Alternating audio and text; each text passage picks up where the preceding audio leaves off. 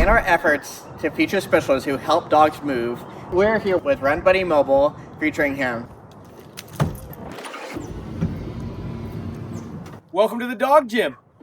Run Buddy Austin is a specialized mobile dog gym that offers non-motorized treadmills to clients' homes, shelters, and daycares, providing an outlet for dogs' energy and increased performance.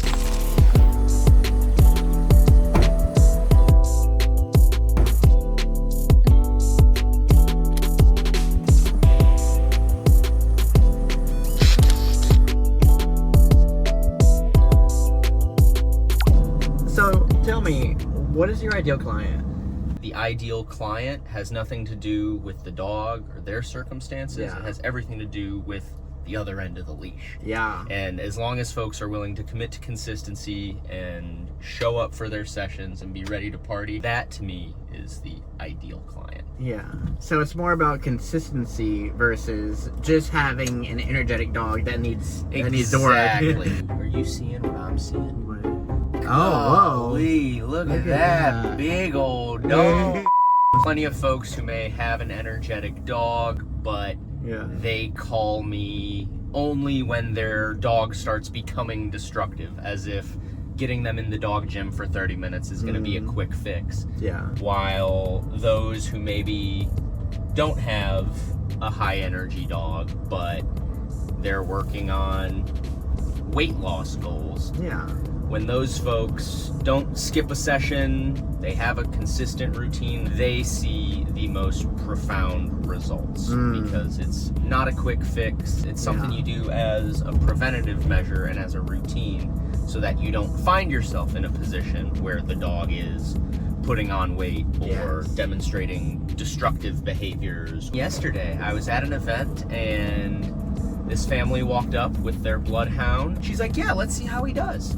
So we get in the van and he got up on the mill and Mom got to see firsthand because when we first met, I told her, like, it may take a couple sessions to get acclimated. A 5-minute demo at an event isn't gonna be a true reflection of his ability to participate in the mobile dog gym. And sure enough, she saw firsthand in that second attempt that, oh yeah, he is capable of doing this, and he enjoyed it. He just needed some repeat exposure to understand what was going on. She got to see that and experience it rather than just hearing it from me, right? She saw her dog demonstrate a remarkable difference in how he conducted himself in the dog gym with just a second 5-minute demo. Yeah. Sometimes it does take repeated exposure. Absolutely. And letting a dog just do their own thing as they kind of build the confidence to do it. 100%, because to us it's so easy. Get on the treadmill, start running, start walking. To them it's, what's with the harness? Why is the ground moving but I'm not going anywhere? And every dog takes to it at their own pace, but like I said in talking about the ideal client doesn't get in their dog's way. Yeah. They don't make excuses, they don't say things like, oh, my dog would never do that. Oftentimes, the folks who seem to be the most resistant to even allowing their dog to try it are often the ones whose dogs need it the most, because that's a habit on their part. They're continually saying that about their dog and not allowing them to experience new things, and sort of robbing their dog of an opportunity to gain confidence and feel more comfortable navigating the world. Okay, so let's talk about fitness for a second, right? So whenever it comes to this type of work, I know like a lot of dogs are running full speed, because they can. Is there any type of warm-up that you would like a client to do before you even get there? There's no specific pre-Run Buddy protocol or anything. We've chatted about it in the past about potentially putting together like a Run Buddy warm-up routine for folks to make sure, especially your senior dogs or your dogs that maybe are getting into the dog gym. I do have a lot of clients that have gone online and found a few stretches that are maybe specific to their dog and their needs. and we'll do those. Or like my dogs, for example, we'll take them for a nice little warm-up walk just to get them moving, so we're not rolling out of bed or hopping off the couch and just getting right to a full clip sprint. And many dogs will, in time, once they're in that consistent routine, really start to regulate their own pace. Hank, my lab mix, for example, he's starting to realize with his age that his workouts look a little bit different, but ultimately it ends up keeping him safe and keeps him able to enjoy his sessions. There are a lot of like dog services in the area. Absolutely. You know, what makes Run Buddy Mobile different? Upon first glance and their initial assessment of what it is we provide with the mobile dog gym service, there are a lot of people that think, oh, this is for lazy people who don't walk their dogs, right? Yeah. And some dogs are daycare dogs, and they enjoy daycare, and they come home good and tired.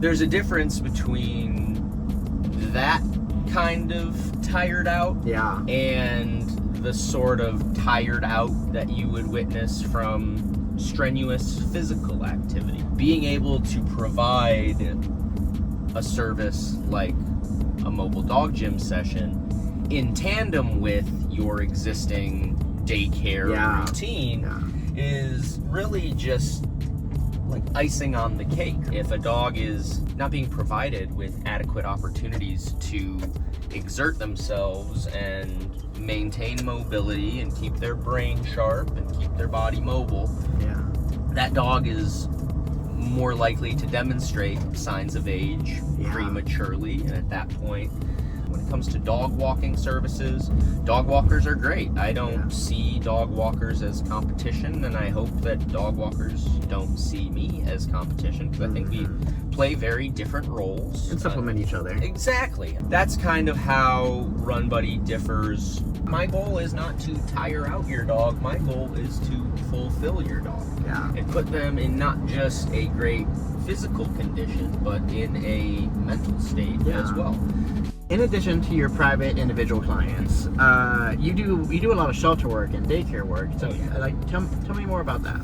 So the shelter work is the backbone of Run Buddy Mobile. It is the reason that Run Buddy exists. David Lopez, the owner and founder of Run Buddy, my mentor, he started using Treadmills as a tool to rehab dogs that were on the E-list at county shelters over 20 years ago now. Being able to go in and help these shelter dogs, whether they are shy, nervous, fearful, shut down, or they're an absolute lunatic that drives staff and volunteers nuts, they're able to get what they need, and we can help so many more dogs than just having 5 people at the shelter taking the dog out for a walk. Or taking them out in the play yard.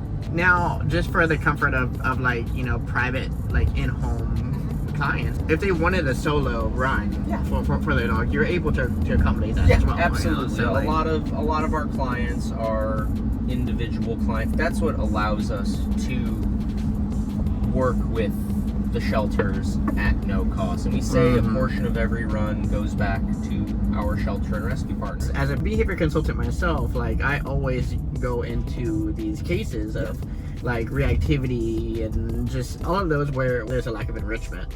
What's the benefit of having your dog engage in this type of exercise? I think where you were coming from there, talking about, you know, things like reactivity and the lack of enrichment, there are all these reasonings as to why the dog behaves a certain way, but there's rarely a reflection on the dog's environment, right? I see it online every now and then where someone will say, if a flower is failing to grow, you change the environment. You don't change the flower, right? And so when people have a dog that's demonstrating any number of behavioral concerns, their focus is on fixing the dog, because the dog's the one demonstrating the behavior. Yeah. So if we fix the dog, we can eliminate the problem. And so offering something like 30 minutes on the slat mill in the dog gym every week, what we notice is usually around the 4 or 5 week mark, a month or so into consistent weekly sessions. Yeah. That is when folks really start to recognize a shift in their dog's behavior. Some dogs, it's slowing down their brain. Right? They might not go they may have a lot of energy, but all of that energy is going toward focusing on putting one foot in front of the other for 30 minutes and slowing down their brain. I know personally that's hard for me. Meditation is hard for me because my brain is always going and going, but I need to, for the sake of my emotional well-being, for the sake of my mental health and my overall wellness, there is value in slowing down. As a fitness trainer, are you just getting dogs on the treadmill kind of thing and allowing them to just run their heart out?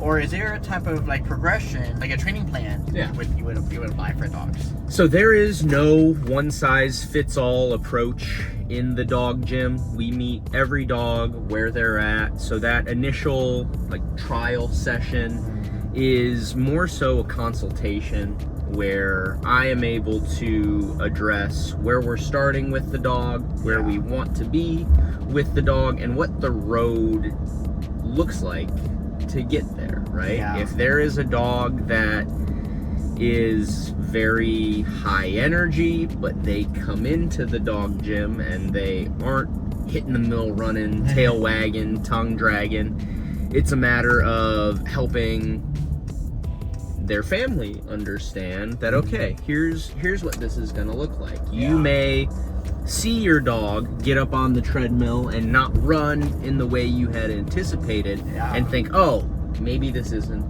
for my dog. But I've had countless dogs step into my office and I recognize that, that may not be what you expected in that first session, but with that consistent routine exposure, session 1 to session 2, you may notice a remarkable difference in how your dog behaves, both in the dog gym and outside the dog gym.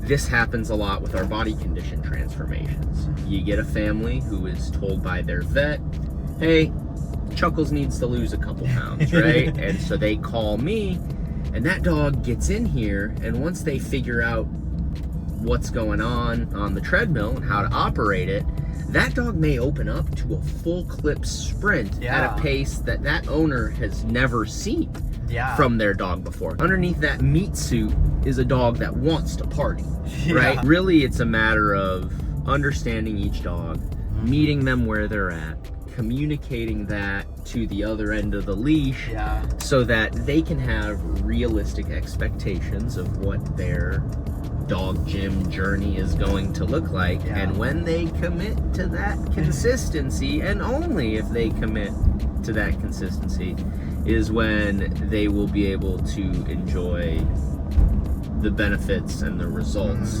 that they came to me seeking. You know, like both of us, we kind of approach canine fitness in different ways, right? There are different aspects of canine fitness.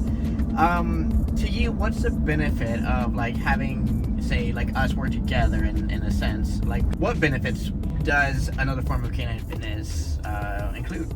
I think for you specifically, what complements what it is that I provide is the anatomical understanding, the individually tailored education and understanding what cues or symptoms your dog may already be giving you that you may not be recognizing, right? The foundational building blocks of fitness that you can implement, whether it requires different tools and accessories or materials, or it's something you can simply do in 5-10 minutes in your living room with your dog.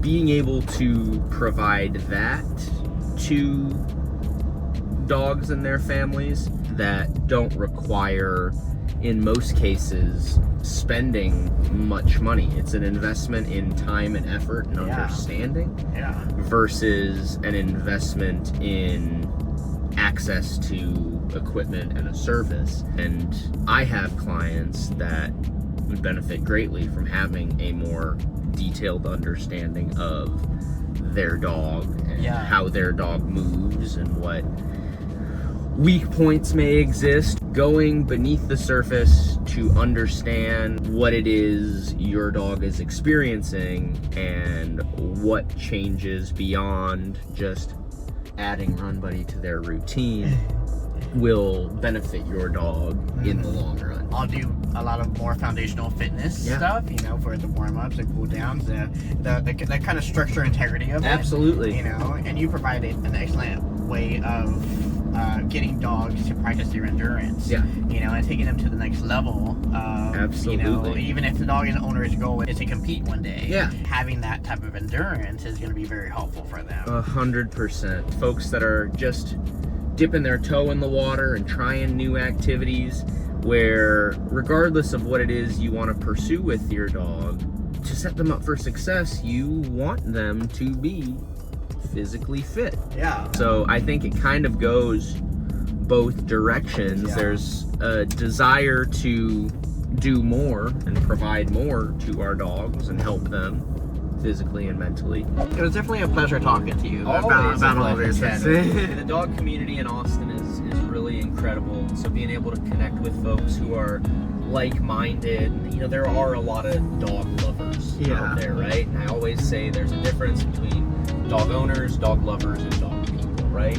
Dog owners may hear our conversations and it's like a foreign language to them, right? But they have a dog and it's kind of like a box to check for some folks. Dog lovers, oftentimes, they're the ones who don't have dogs themselves, but they love dogs. They're the ones that may not fully understand dogs, right? Dog people are the ones who love their dogs in the same way they would a human family member, but they recognize that at the end of the day, their dog is a dog, and their needs may be different than a person. And loving your dog and caring for your dog are two different things. A lot of dogs are very well loved by dog owners. Yeah. They adore their dog, they treat their dog well, but they don't go that extra mile to understand their dog as a dog and provide them with opportunities to behave as a dog. And honestly, when you take the time to better understand your dog as an individual and their needs mentally and physically, it allows you to form a better relationship with your dog, and your dog will treat you better. Yeah. If anybody wants to get a hold of you, what's the process of doing that? So I currently have a wait list on my Instagram, Run Buddy Austin. Whether you're looking for a consistent routine, a one-off session, give it a try. Get started in the process of figuring out what it is Run Buddy can do for you and your dog. Perfect. Thanks, guys. Thank you, everybody.